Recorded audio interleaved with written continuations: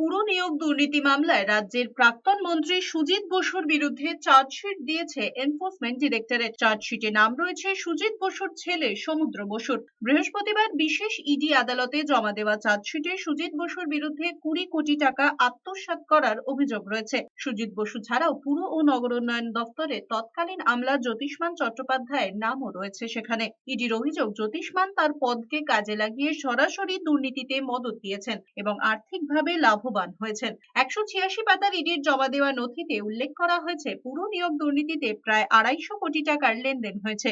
ইডির চার্জশিটে উল্লেখ করা হয়েছে, সুজিত বসু একাই অর্থের বিনিময়ে 340 জন চাকরি প্রার্থীর নাম সুপারিশ করেছিলেন। তার মধ্যে নিয়োগপত্র পেয়েছেন 284 জন। প্রার্থী পিছু গড়ে 6 লাখ টাকা নেওয়া হয়েছে বলে দাবি ইডির।